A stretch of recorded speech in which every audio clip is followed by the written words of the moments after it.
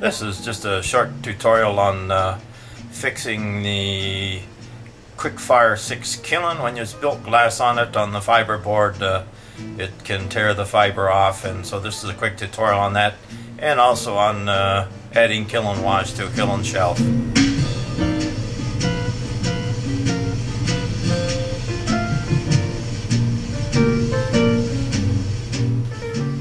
One of the problems that you can have with fiber kilns is that you may melt some glass and not have the kiln shelf protected, and the glass spills over and ruins your kiln shelf.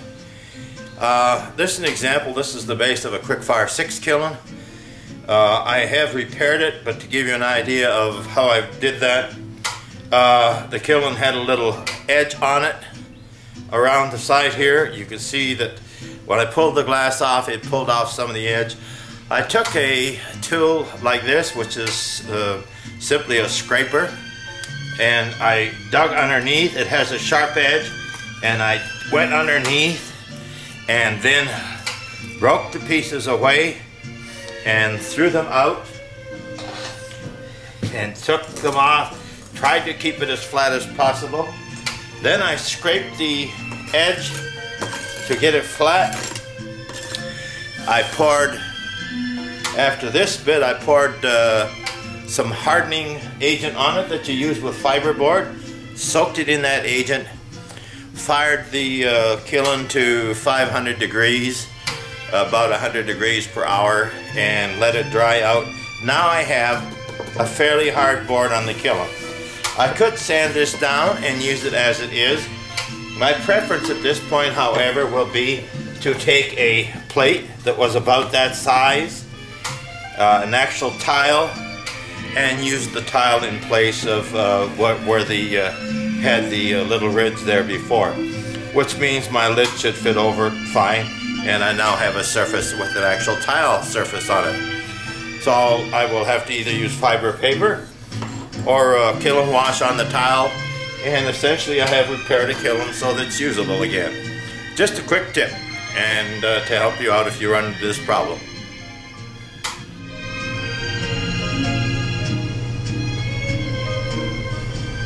While we're repairing the kiln, we're going to give it a coat of kiln wash.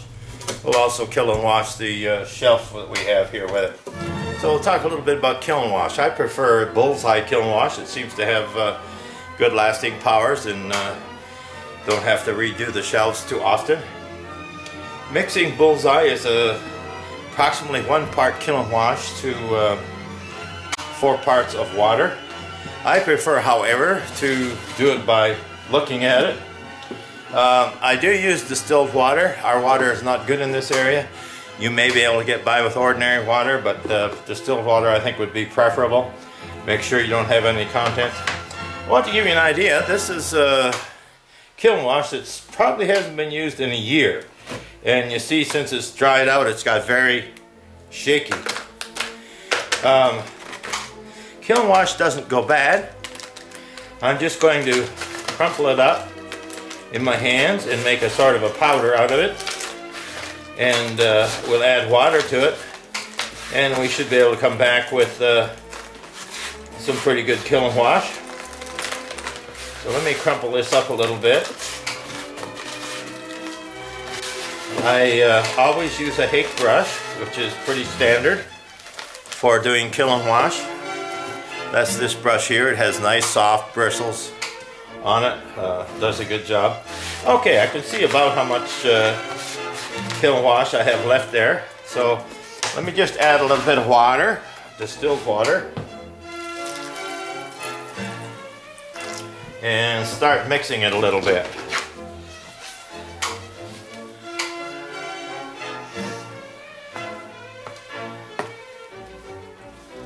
Now, because it has set for so long, it will take a little while to mix up. So I'll go ahead and mix this up, and then we'll come back and take a look. Okay, we have it about right now. Some people have described it as like about the thickness of chocolate milk.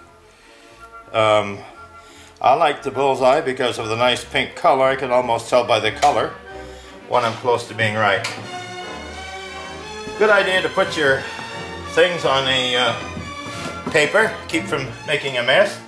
What we're going to do is take some of this on the brush, scrape a little off, keep the ends wet, and go across, pull straight across.